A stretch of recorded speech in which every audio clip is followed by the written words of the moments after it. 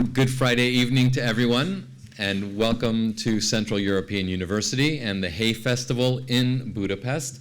Thank you for coming out this Friday evening and for taking the time to involve yourself. And I'm going to pretend that I'm going to translate all those things off of the poster there. So it's poets, comedians, novelists, musicians, historians, daydreamers, and scientists. I don't fall into any of those categories, but I do want to welcome you here, again, on behalf of CEU, Central European University, the university which our rector is proud of saying was founded on the basis of a great promise and a powerful idea, the great promise of what occurred here a generation ago in Central Europe with the changes and the transition, and the powerful idea that open societies and the exchange of multiple cultures can really bring about great change. This university has students from 110 different countries. It's a highly diverse and very interesting place to be. I know because I happen to be a senior research fellow here at the Center for Media and Communication Studies. And it's our great pleasure to be hosting the first event of this first Hay Festival in Budapest. So, on the podium and on stage with me tonight, I'm sure many of you know, is Jung Chang, who has written a couple of books, both of which are available outside, both in Hungarian and in English. Wild Swans, which is the story of 3 generations of women in China, her family. A powerful and best-selling book which really shot her to the top of the lists years ago, selling well over 10 million copies. The second book, a biography, and I think it's safe to say the definitive biography of Mao Zedong, who, the biography which she and her husband over a decade researched. And I can't remember if it was you who was upstairs in your apartment and your husband was downstairs, and you would meet for lunch, but you would compare your notes as you were going through these interviews and documents for many, many years. But I'll let you talk about your book later. And speaking with her in conversation tonight is John Kampfner, a colleague of mine. We actually worked in the Soviet Union back in the old days when I was at NBC, and also in Central Eastern Europe when I was at Newsweek. He was in East Germany. He's been really a well-known journalist and editor. For the last number of years, he's been with the Index on Censorship, and most recently, he runs Google. No, he is now an advisor to Google. Google has been great here at CEU. We've had a conference with them last year, and of course, they are present again in this venue tonight. And I'd like briefly to introduce the person who is going to then kick off the event this evening. He is a representative from Google here in Hungary, and his name is Richard Schuster. Richard, if you are here, I will give you the dice. Thank you.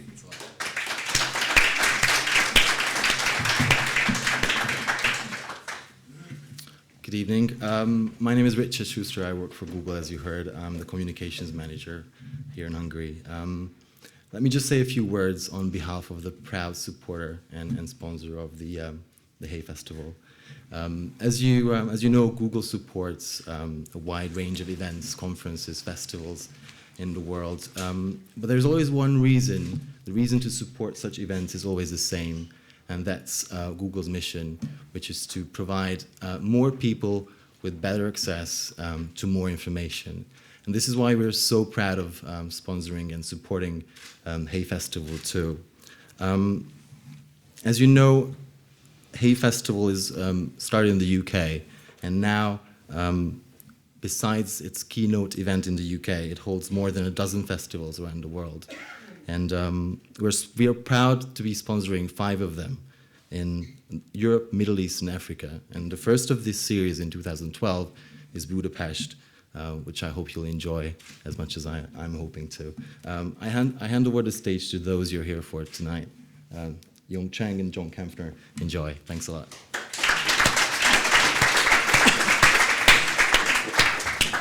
Thank you very much. Good evening, ladies and gentlemen. We will talk for just over around half an hour and then throw open to questions challenges to already be thinking of the most original and innovative questions to put to Jung Chang.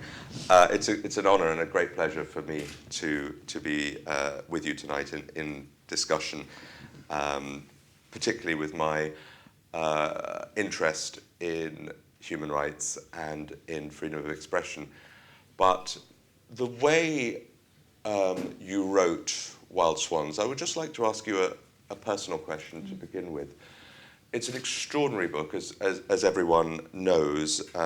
13 million copies worldwide, 30 languages, including Hungarian, and now, over the past month, on stage in London, a wonderful abridged production of Wild Swans. So any of you are able to get there, although it is sold out, you'll have to beg, steal, or borrow the tickets. But it's a wonderful performance. The book is devoid of anger. It's devoid of bitterness. It's written in the most passionate but also objective manner. How did you achieve that? How did you drain yourself of this anger? Right. First of all, I wrote Wild Swans as a result of my mother's visit to London. I left China in 1978, just after Mao died, when China began to open up. I was one of the first people to leave China to go and study in the West. And 10 years later, my mother came to stay with me, and she told me the stories of her life and stories of my grandmother and my father. Actually, there was, when my mother told me the first story, she was actually full of bitterness. The first story was about her relationship with my father. She met my father when she was 18. She was this young girl who thought communists were going to change China and bring women's liberation and make men equal to women. And then when she met my father, who had been a communist guerrilla fighter outside her city, and then when the communists took her city in 1948, they met and got married. And my mother was immediately disappointed because she and my father had to move from Manchuria to Sichuan, over 1,000 miles away. And my father was a senior officer, so he was entitled to a jeep or horse, whichever was available. And my mother was new to the revolution, so she had to walk. And my father wouldn't give her a lift because this was breaking rules, and the communists were supposed to be against nepotism. And so my mother suffered a miscarriage on the way. And she was full of bitterness, and she said, your father doesn't care about me, he didn't love me, and so on. He always put his principles before the interest of me. But after a while, my mother, then after she talked, she stayed with me for 6 months, and she talked every day. And after she talked, she said, but I can see your father's point. Actually, she started to see her point, and the tone of bitterness started to disappear from her stories. When I first heard my mother's stories, I went to my husband, Jung, and I said, gosh, I never knew my father was such a horrible man. Then because when I was in China, I always thought my parents were blissfully, happily married, because my mother stood up for my father and suffered tremendously during the Cultural Revolution, made to kneel on broken glass, paraded in the streets where children spat at her and threw stones at her. And I just never thought and all that because she refused to denounce my father. And all that, I didn't realize my mother had this bitterness in her. And so the writing of Wild Swans, it was also like writing, like listening to my mother. I went through the process of being bitter and angry. Not bitter is not quite right word, but angry when I discovered, all the things in my family, what happened in my family, and in the past, our lives under Mao. I did feel tremendous anger, and all that was in the first draft of the book, but afterwards, I think I went back and purged the anger from the text, because I could see, as a reader, then when I read it, I felt that if the anger is more reticent, actually it's more, it will work better. So that's the writer of me editing my text, But they're formidable people. I mean, all of those that you described, your grandmother from the foot binding that was the norm at the time, but fiercely determined through her brief marriage to the warlord, and your mother and the stories all the way through. I mean, from the Japanese occupation through to the Cultural Revolution. But as you say, your mother refused to draw a line. She refused to renounce your father. And your father, even in extremis, refused to renounce his questioning of the system, namely his letter to Mao. What was it like to be the daughter of such formidable people? Well, I think then I feel very lucky because I have such strong parents, and who have principles and stood by their principles in different ways. But I think a lot of people, a lot of readers, probably would have done the same as my parents if they were living in that sort of extreme situation. And so I just, my father was actually very strong, and he, in the Cultural Revolution, he was one of the few who refused to wave the little red book, who refused to kneel and kowtow to Mao's portrait, and he stood up to Mao. And because he'd written to Mao to protest the Cultural Revolution, he was imprisoned, tortured, driven insane.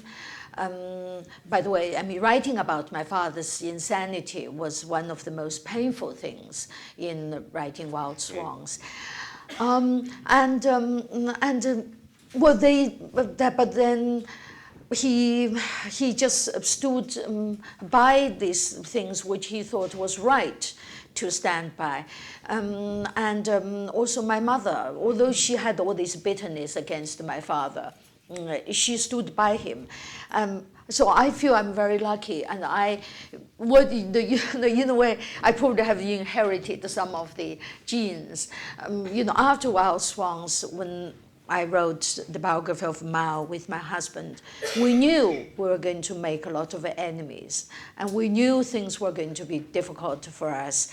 Then we just thought, we won't think about it. We'll just put it behind us, and we'll just stand by what we think is the truth to write. And therefore, we were able to write this biography because it is, it was a rather dangerous book to write. And we have all sorts of threats and everything. But I just felt my parents' blood are me. This is not boasting or anything, but I feel I will just do what I think is right, the right thing. And your parents were originally true believers. And I just wonder whether, and they fell victim of the system, as did many others. I wonder whether the people who prosper in those kinds of regimes and in the sort of post-eras afterwards tend to be the opportunists, the ones who were less passionate to begin with. Well, I think that's too strong a word because people have to survive. Not everybody can be heroes, and in fact, the people who can be heroes. And my father, I would say, was more like a sort of a hero in the traditional sense, but that also makes him extremely difficult to live with. And his family suffered because of that. So, I mean, the majority of people are not going to be like that. I wouldn't call them opportunists, but I just wanted that the society should not be such that we need heroes. We should create a society where people don't have to be heroes, and the society can function well. You wrote with reference to, in one of the chapters about you during the Cultural Revolution, with reference to Mao, the purpose of my life had been formulated in his name. Yes, well, the thing is, I was born under Mao in 1952. I grew up under Mao's rule. And Mao was, the cult of Mao was like water, the food. I was completely immersed in that. I mean, there was a song every child in China learned to sing. It went, father is close, mother is close, but neither is as close as Chairman Mao. When we were children, if we wanted to say what I say is absolutely true, we would say, I swear to Chairman Mao. I mean, if the teachers wanted us to work harder, they would say, if you work hard, you'll be able to go to Beijing to see Chairman Mao when you grow up. So in that sense, the purpose of my life was couched in Mao's name. And when I was 14, when the Cultural Revolution started in 1966, I went to Beijing to see Mao on a pilgrimage. I didn't see him clearly. I only caught a glimpse of his back. I was so heartbroken. For a fleeting moment, I'm very glad to say, a fleeting moment, I thought perhaps the right thing to do was to commit suicide. But of course, it was also in that year, when I was 14, that my faith in Mao began to wane, because I saw, violence and atrocities all around me. People were subject to these ghastly denunciation meetings where they would be stood on a bench, their arms would be ferociously twisted to the back, then the heads were ferociously pushed down, there were kicks and beaten. In my school, in all schools in China, teachers were subject to these denunciation meetings because Mao wanted to create victims to feed on the violence of the teenagers, of the school children. And I saw my teachers being subject to that. And all this just went against my nature. And so then my faith in the society began to wane. But for a long time, I didn't question Mao. I blamed the people around him, his wife and so on. And it was not until 8 years later, when a friend in 1974, I remember very well, by then I had learned a little English. A friend secretly gave me a copy of Newsweek, I remember. And in the magazine there was an article, and there were two little pictures, one of Mao and one of Madame Mao. And the captions say, Madame Mao is Mao's eyes, ears, and mouth. And I remember that moment, suddenly it was as a window being thrown open in my mind. Mao's name was spelled out for me. And then I thought, of course, it was Mao who was responsible for all this. It's not his wife, it's not anybody else, it was Mao. But, I'm a reasonably intelligent person. It took me 8 years to come to the conclusion. So I think what I'm saying is that never underestimate the power of brainwashing, built on fear and on deprivation of information. And so by the time you left in one of the first groups of students, you left for England in 1978. Did you think by that point you had secured a more all-rounded impression of what had gone on, both historically and the state of Chinese society, or did it take you a lot longer once you had got to the West? Yeah. Well, no, when I left China, I had a sort of vague picture that Mao was responsible, but I didn't know exactly how he was responsible, what exactly he did. And even when I wrote Wild Swans, when I had a bigger sort of general picture, I still didn't know what Mao's role was exactly. And then it fell on the writing of Mao to give me that picture. I mean, after the publication of Wild Swans, I was beginning to think about writing another book, and Mao seemed to be the obvious subject because he dominated my early life and so on. And I felt the world knew astonishingly little about him. This is back in the late 1980s and early 1990s. But I felt I myself didn't know enough about him, and to write a biography of him was the best way to find out more. And so my husband, Jung, was also interested in Mao. So we decided to embark on this project together. We divided our research by language, because I'm Chinese, so I dealt with the Chinese language sources. And Jung, unfortunately, speaks many languages, so he was landed with the rest of the world.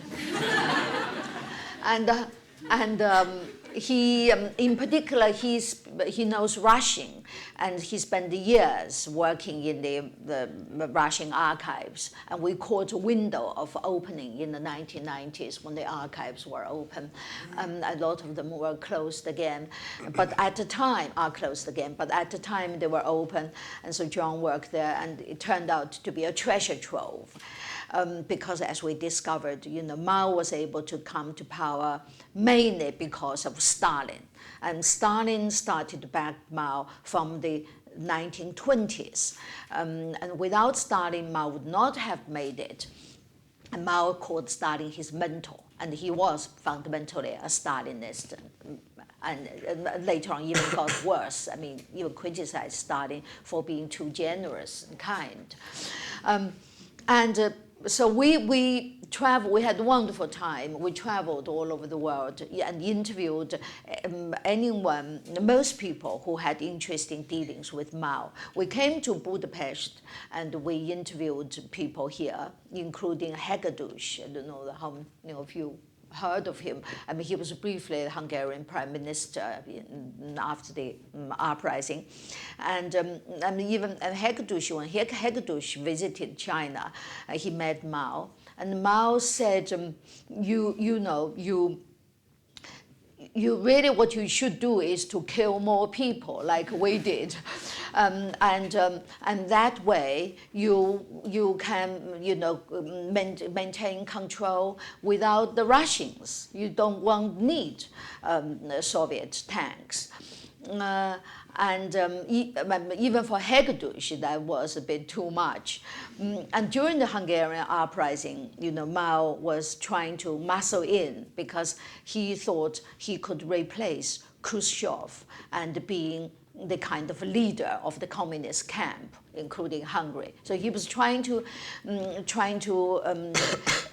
muscle in, but there was a Hungarian political joke going around. And the story went, a Hungarian went to a tea shop to buy tea, and here is the Russian tea. He said, I don't like Russian tea.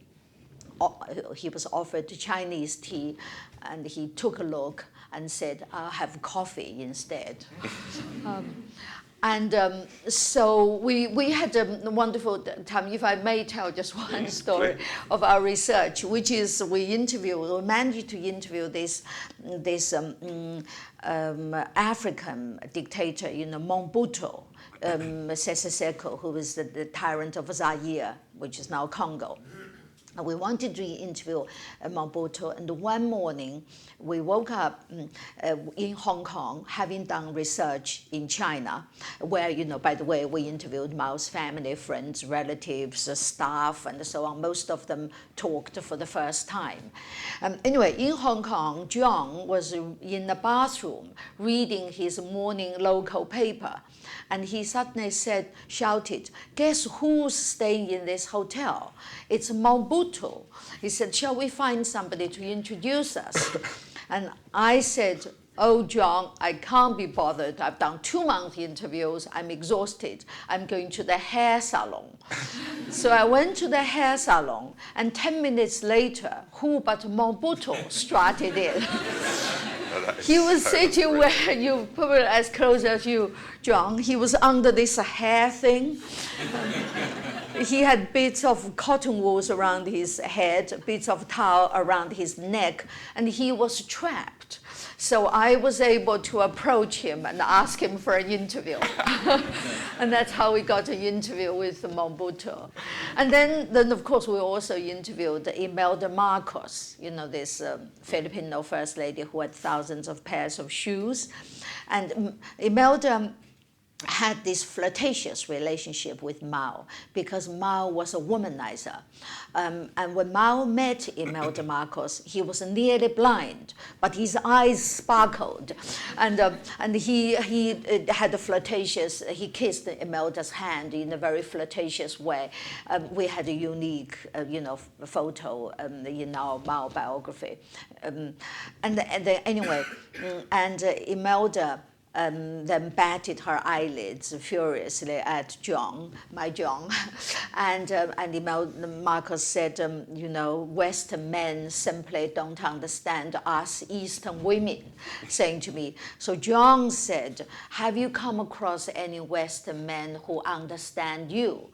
She said, "Only one person, Richard Nixon." Defined by her friends. Yes, so talking about Richard Nixon, Imelda Marcos. I hear another anecdote coming on. Imelda Marcos did become Mao's messenger to Richard Nixon. After Watergate, Mao was always condemning Watergate. Mao always said how much sympathy he had with Nixon. He said, what's wrong with tape recorders? Don't rulers have a right to rule? And then he heard Richard Nixon was ill.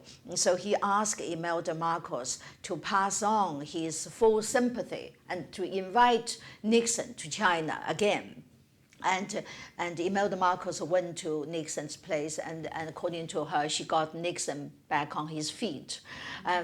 Nixon indeed visited China. before Mao died, the person he most wanted to see was Nixon. And he passed message not only through Imelda Marcos but other people. And Nixon did come to China 8 months before Mao died, and Mao said farewell to Nixon, and he died 8 months later. He didn't want to see anyone else except Richard Nixon. What is the state of understanding in China of Mao and his history now? Obviously, the official propaganda is undimmed, and certainly it's tighter now than it's been for a long time. But in academic circles, in intellectual circles, can you give us a little picture of sort of who knows what? Yes, I think for the academics, if you wanted to find out about Mao, about the real information, you actually can. I mean, you can do certain ways of what the Chinese call climbing over the wall, the firewall, and you can get information.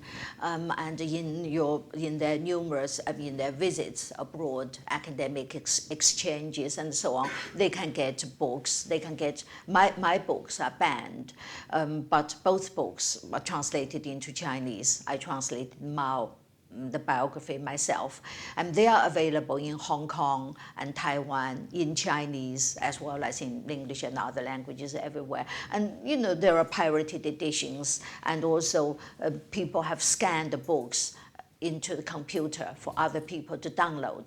Of course, the internet police in China is vast and vigilant, and they sit there day after day deleting these things like the scanning of my book and other banned literature. But you can find out the information. And actually, a lot of people do know what the intelligent people, higher up, in the academy, social academy, and universities. They just can't say it. They can't teach their students that way. They can't write papers, which is very frustrating, of course. But there are a lot of very smart people.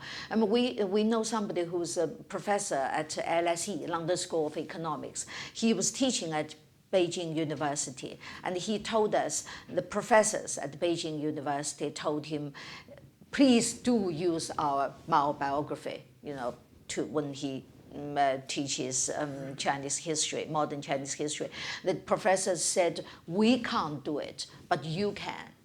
So what does that say about the tensions, about the calibration of the level of oppression or of closing off discussion? I mean, for example, they could have stopped you going back to China. They could have given your mother a harder time. Why do you think they didn't? Well, I think, I must thank Wild Swans because of the readers it has reached. I must thank all the readers. I think they are a form of protection for me. So I'm a rather special case. I think the regime obviously doesn't want to create this kind of bad press internationally for them. So I'm tolerated. But I can't give a talk in a bookshop, in China. I can't give a press interview. I can't see a lot of people I would have liked to see. I go there to see my mother and a few close friends, and that's it. And my brother, for example, is a journalist. And he writes in Chinese for the internet and the magazines and so on. And he isn't allowed to go back to China. Right. And last year, it was my mother's 80th birthday, and she obviously wanted all her children to be with her. And my brother wasn't allowed to go back. So the fact that I can go back doesn't mean the regime is being relaxed in censorship.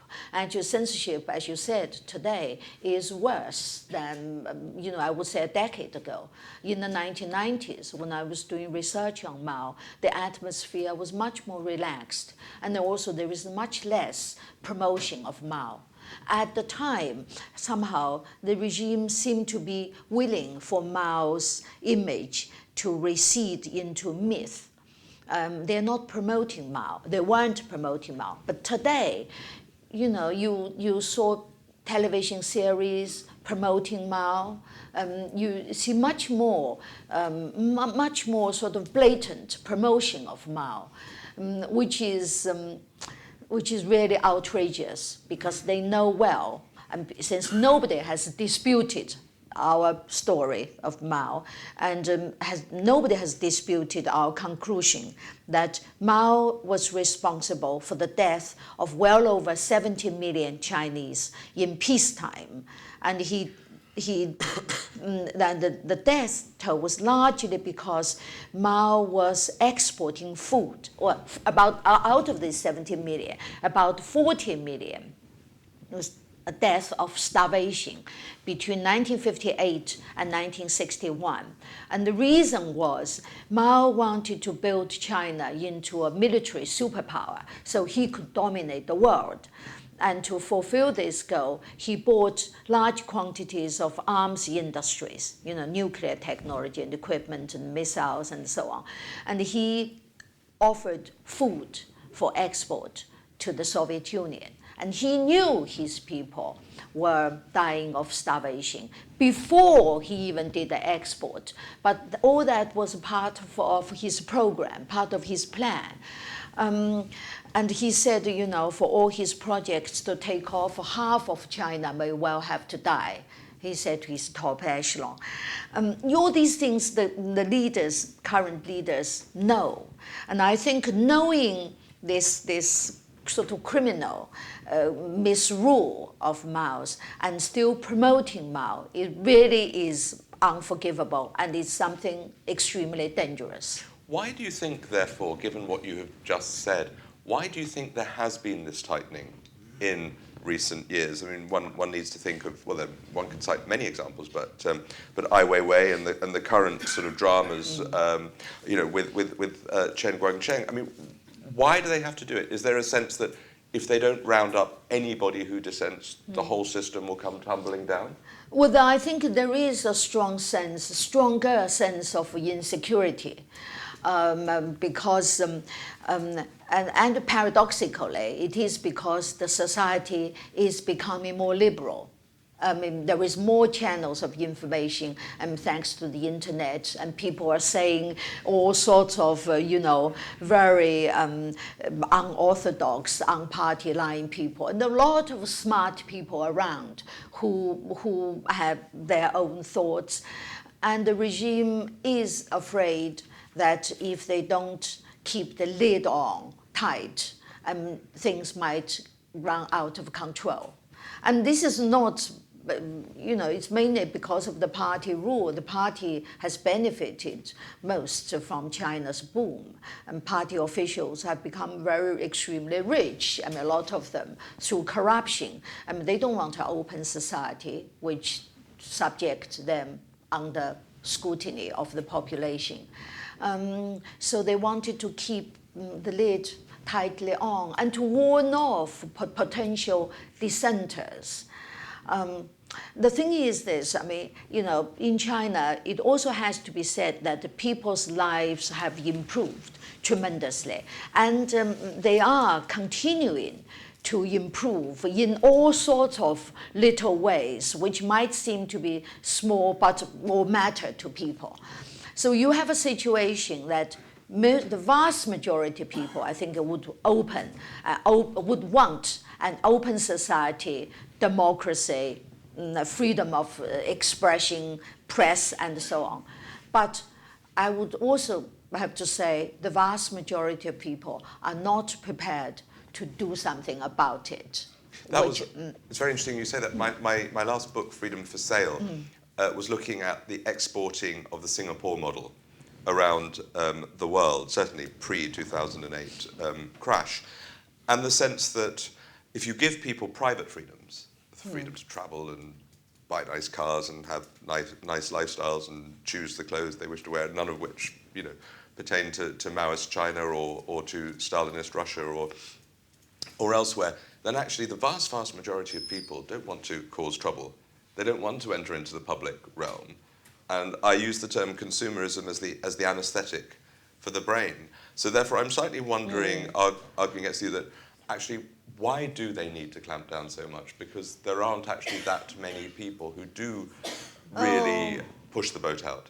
Oh, well, I think, well, the thing is this, China has 1.3 billion people. I mean, not everyone is contented with just having, you know, good food, good clothes, and so on. And people also have brains. I mean, you know, people want to think about history. You know, why do we want to read in the first place? I mean, you know, we can survive without reading, and we can survive without knowing history. Why do we want all this? Because they are also necessary to a large part of the human beings who wanted more than just being an animal. So there are lots of people who are discontented, and also, I mean, this is for the people who wanted the food for their brains, and there are also a lot of people are also very discontented about corruption. party officials, fattening themselves because of the lack of transparency. And so, they have to clamp down. If they don't clamp down, things will run out of control for the regime. And I think it's of course, there is an alternative to clamping down, which is, to lead this, lead people into a more open society. Do you think that's possible? Well, if you have a great statesman there, it might be possible. But as it happens, I don't think it is, because there is a group of 9 people, standing committee members of the Politburo, and they are. I can't see anyone becoming a real leader who would lead China in this direction, in the direction of a more open society. So, if your prediction is more or less more of the same, how do you think these tensions will be resolved? Well, it's not my prediction, yeah. Well, I don't, for many years, until a few years ago, I was optimistic. Somehow I feel the time will come, China will make the transition. But now I am not optimistic. I don't think, in the near future or even my lifetime, I can see my books published in China. Because the economy is short of a major crisis that drive people into desperation that they want to do something, which is not a scenario I would like to see, because obviously I like people to enjoy their very hard-gained peace and some sort of a comfort in life. But then there will be no crisis, and if there is no crisis, I don't think there is incentive for the regime to change. And just finally, before we open it up for questions, what do you think these dramas of the last couple of days with Chen say about? Is this just what you've been describing in microcosm? What did you say? Sorry, which one are we talking about? I'm talking about the dramas of the last 2 or 3 days in the American embassy and now in the hospital. Do you see a regime that is struggling to know how to cope, or do you see a regime that's actually quite relaxed in its almost sort of ostentatious repression of human rights? Well, I think what I read in the press is true. It just shows a regime that is not relaxed. If you're relaxed, you don't have 100 thugs surrounding the house of a blind man, bullying him and his wife,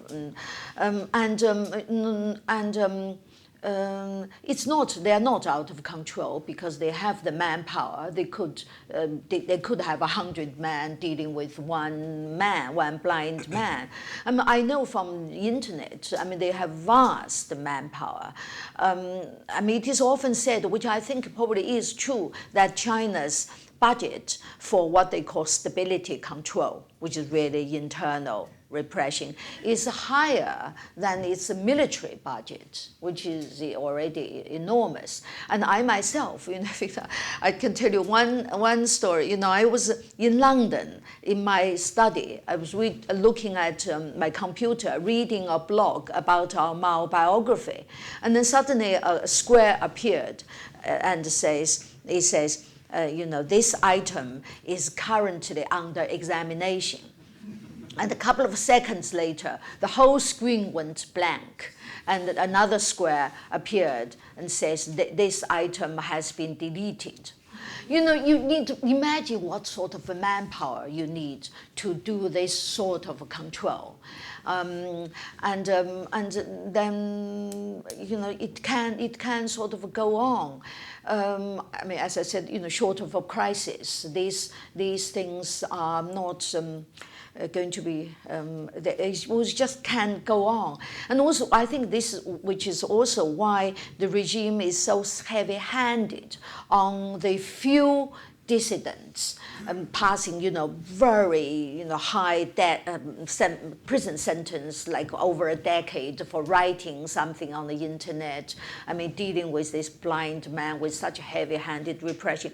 I mean, they are not just dealing with individuals. They're also sending a signal to the Chinese, we make it, don't go anywhere near political activities, which sort of help to push them into your scenario, this mental anesthetic, sort of mentally. Which I hasten to add, I regard as a universal issue. It's not. Right. It's not. Right. It's not. Okay. It's not in any way. It's I cited examples in Europe, in and in the United States and elsewhere, yes. where yes. I mean, the regime just makes it very easy for you to live a life if you don't question the regime, if you don't go near politics, you can become rich. If you just operate within the system, makes it quite easy. And makes it extremely hard for you to want to get involved in politics. Let's open it up to some questions. And is there a microphone, or are we people just going to? Right, there's one microphone there. Right here at the front. Great. I shouldn't be the first one asking, but I'm curious because you mentioned Mao's interest in world domination and his obsession with acquiring the weapons and the instruments of power that would give him that world domination. And secondly, you talked about the legacy of Mao being carried over into the current regime and its composition and the continuance of his ideals and of his myth in many ways. How does that first part of Mao, that quest for world domination, translate into today's leadership and country? Well, I think today's leaders are very different from Mao. I think Mao, his particular kind of world domination is particularly bad because of two things. One is his kind of tyranny, which he wanted to impose on the world. I mean, he criticized Stalin. He said Stalin made mistakes by allowing European classics not survive, to go on. Under Mao in the Cultural Revolution, even Chinese classics were not available, or world classics. The books you could read were basically, you really literally for 10 years can be counted on the fingers of your two hands. So his brand of tyranny was particularly awful. And the next thing is the extreme extent he would go to impose his tyranny, to acquire his first bomb, which was atom bomb, which was detonated in 1964. And Mao sacrificed them. We calculated that to make that first bomb, if the money needed, experts have worked out how much China spent on that. If that money was spent on, not exporting food or buying food on the international market, not a single person in the 40 million deaths would have to die. So his bomb cost, tens of millions of people. I mean, he after he took power, his ambition was to build China into this military superpower, which he single-mindedly pursued. All policies were geared to that. We were all wearing the Mao suits under Mao, and we all only had a couple of clothes for change. And the reason was that is the most economical way of producing clothes. I mean, Madame Mao, after Imelda Marcos's visit, Madame Mao was starved for fashion.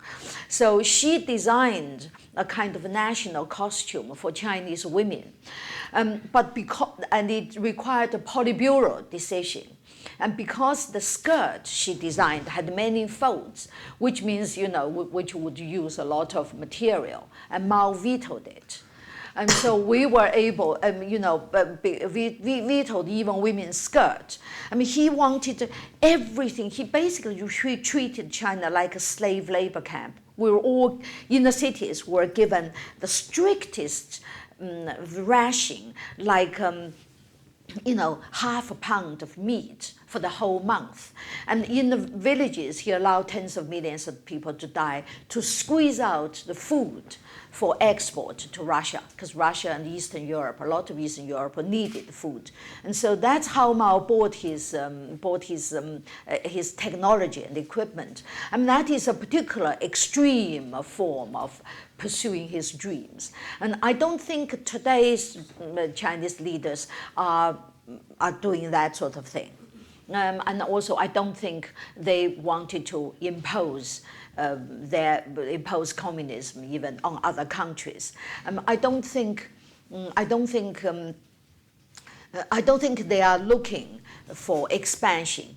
Not at the moment. I don't know about the future.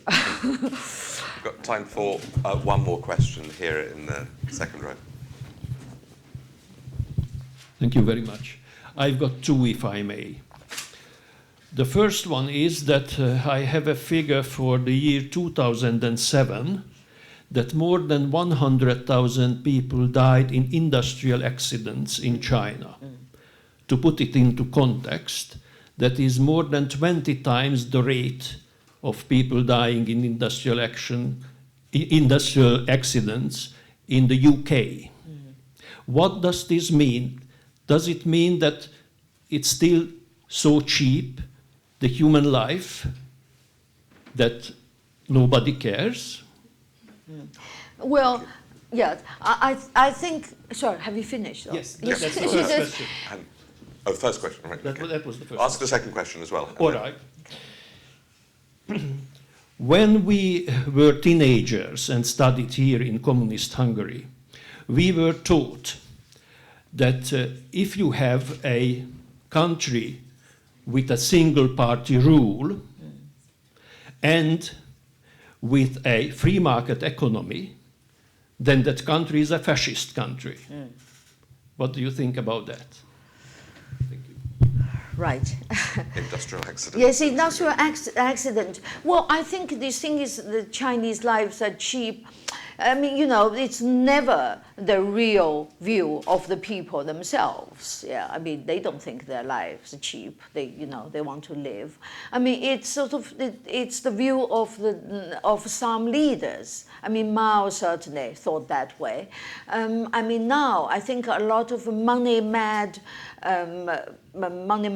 sort of industrialists or businessmen think that way, so they don't provide proper safety protections and so on.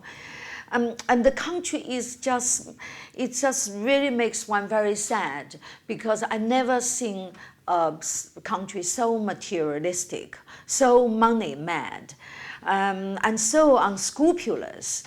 The thing is this. I mean, of course, I think the regime is responsible because it blocked off a lot of ways of people's energy and mental and physical energy can find outlet. People. What do people talk about at dinner parties and cafes? You talk about politics. I mean, that's a main thing. But in China, you can't talk about that. And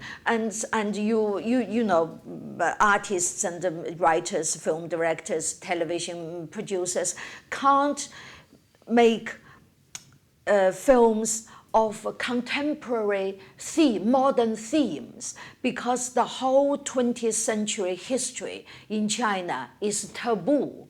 You can't write about it, because you can't. If you write about it, you inevitably touches on the history of the Communist Party. It's a minefield. You have to either to toe the party line, which is so stupid that anyone with any artistic, creative instinct would want to avoid. That's why you see Chinese films are now kung fu, fantasy, and so on, not real dramas, not real social dramas. And it's because people can't make films of a modern theme. And people can't write books about 20th century history without towing the party line. You can imagine the state of creativity in China today. And so a lot of people's energy, people are really driven to become money crazy because that is the channel open for their energy. And which is very sad, and also this sort of lack of moral concern, as you say. The thing is, if you have Mao's portraits on Tiananmen, your leaders have forfeited their right to talk about morality, and therefore the whole country is very short of a moral, very lack of a moral sense. So that I hope you answer the question. Whether it's a fascist country, I would hesitate to say that because fascism today is very often linked also with the sort of racial cleansing of a certain, characteristics we associate with Nazi Germany and or fascist Italy for that matter, which are not exactly there in China. Well, we don't need to have a label, and China may have created, a label for its own. It's not a nice label. No. Bolshevik capitalism, perhaps. Bolshevik capitalism. Yeah, whatever. Just it's it's hard, but here we have, it's Hey and Wai book, book lovers, we're book lovers here. It's also a society that is totally cynical. This is also back to your question. The leaders are cynical. They say things they don't believe. People are cynical. Everybody has compartmentalized their thoughts. There is there is a room that they think, and there is a room in which they produce things they can say. And it's sort of totally cynical. So all this is a legacy from Mao, because the Chinese are not traditionally like that. I know this because I'm writing my next biography, which is a Chinese empress. Sorry. Just one thing about Mao's cynicism. He banned books for all Chinese, but he was an avid reader. Mao loved books. He had these huge beds constructed for himself. Half the beds would be piled a foot high with books. So he could wake up, roll over, pick up a book and start reading. Reading was his biggest hobby. And yet he wouldn't allow 1 billion Chinese to read. Sorry. Okay. Sorry. You. I'm sorry. I just maybe I answer her question. Yes. But be very, because we do. I am told we. Yeah. Oh, all right. Okay. It's this Chinese Empress Dowager Cixi, who died in 1908, ruled China from 1861 to 1908, and brought China into modernity, and it was much more of a traditional Chinese ruler than Mao. Mao, who modeled on Stalinism and 20th century totalitarian system.